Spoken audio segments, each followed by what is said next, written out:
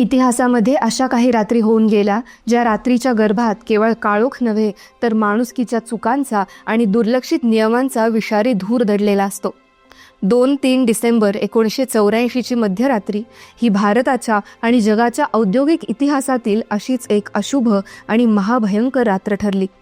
मध्य प्रदेशातील भोपाळ शहर शांतपणे झोपलं होतं, पण त्याच्या नशिबात एका अदृश्य विषारी वायूचा विध्वंस लिहिला गेला होता.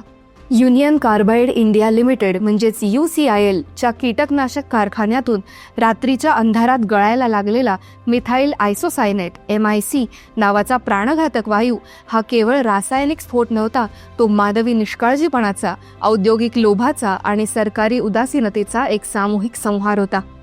भोपाळ गॅस दुर्घटना हा केवळ इतिहासातील एक अध्याय नसून पिढ्यानपिढ्या न्याय आणि उपचारासाठी झगडणाऱ्या एका शहराची न संपणारी वेदना आहे.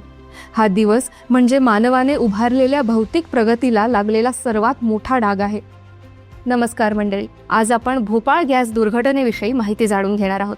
भोपाळ येथील युनियन कार्बाइडचा कारखाना 1969 मध्ये स्थापन झाला. इथे सेविन नावाचे कीटकनाशक तयार केले जात होते, ज्यासाठी अत्यंत विषारी मिथाइल आयसोसायनेट हे मध्यवर्ती रसायन वापरले जाई. हा प्रकल्प अमेरिकेतील युनियन कार्बाइड कॉर्पोरेशन मालकीचा होता, ज्यात भारतीय संस्थांचीही भागीदारी होती. सुरुवातीला सर्व सुरळीत चाललं असलं तरी 1970च्या दशकाच्या उत्तरार्धात आणि 1980च्या सुरुवातीस सुरक्षिततेच्या मानकांमध्ये मोठ्या प्रमाणात घसरण झाली. या दुर्घटनेची पार्श्वभूमी म्हणजे सातत्यानं दुर्लक्ष केलेली सुरक्षा मानके.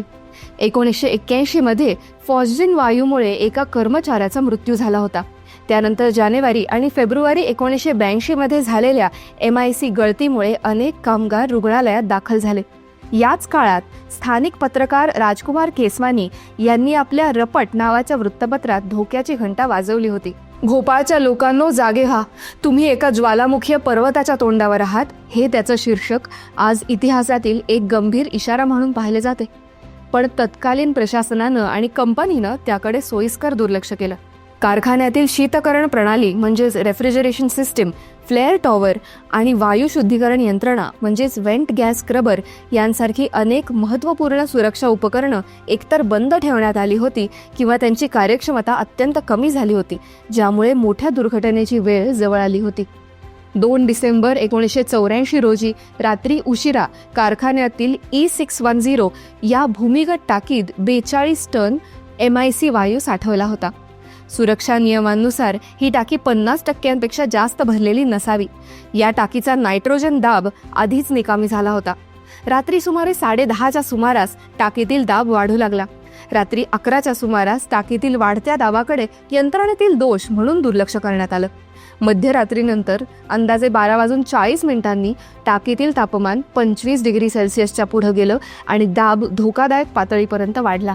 टाकीमध्ये पाण्याचा प्रवेश झाल्यामुळे संभवतः पाईप साफ करताना MIC सोबत पाण्याची रासायनिक क्रिया म्हणजेच एक्झोथर्मिक रिॲक्शन सुरू झाली, ज्यामुळे उष्णता आणि दाब अनियंत्रितपणे वाढले.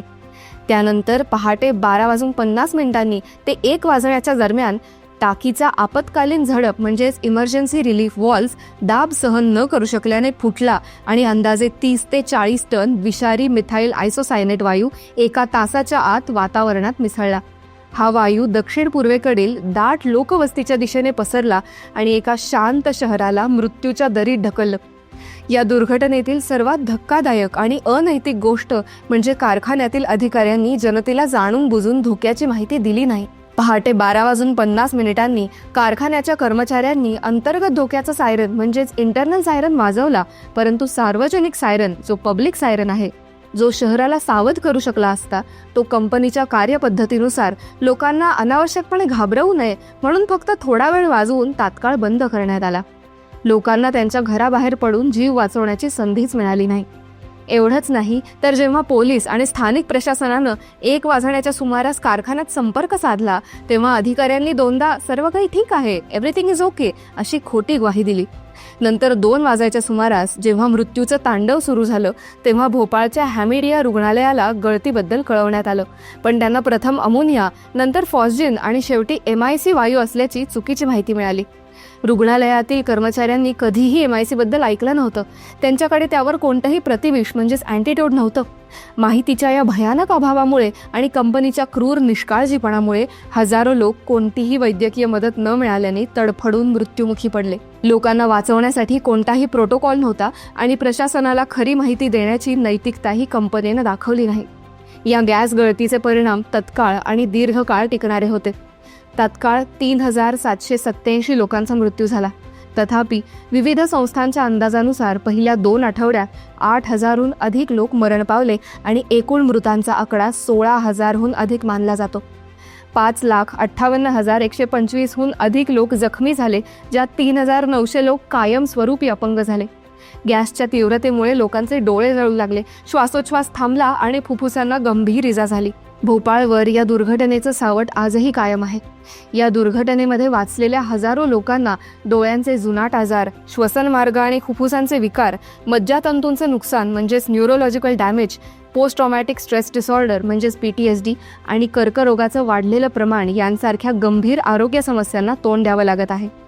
सर्वात हृदयद्रावक म्हणजे भोपाळमध्ये आजही जन्माला येणाऱ्या नवजात बालकांमध्ये राष्ट्रीय सरासरीपेक्षा अनेक पटीने अधिक जन्मजात दोष म्हणजेच बर्थ डिफेक्ट्स आणि गर्भपाताचं प्रमाण म्हणजेच मिसकॅरेज रेट आढळतो. ही घटना एका पिढीला नव्हे तर अनेक पिढ्यांना मिळालेला शाप ठरली आहे. थोडक्यात भोपाळ गॅस दुर्घटना दिन हा केवळ मृतांना श्रद्धांजली वाहण्याचा दिवस नाही, तर तो संपूर्ण जगाला औद्योगिक सुरक्षिततेचं आणि कॉर्पोरेट जबाबदारीचं महत्त्व समजावून सांगणारा एक कठोर धडा आहे. 1989मध्ये युनियन कार्बाइडने $470 दशलक्ष म्हणजे सध्याच्या अंदाजे $1 अब्ज भरपाई दिली असली तरी पीडितांना झालेला शारीरिक आणि भावनिक न्याय अपूर्णच राहिला. 2001मध्ये डाव केमिकल कंपनीने युनियन कार्बाइडचे अधिग्रहण केलं, पण साईटवरील रासायनिक दूषितता आणि दीर्घकाळ टिकणारे आरोग्य प्रश्न आजही कायम आहेत.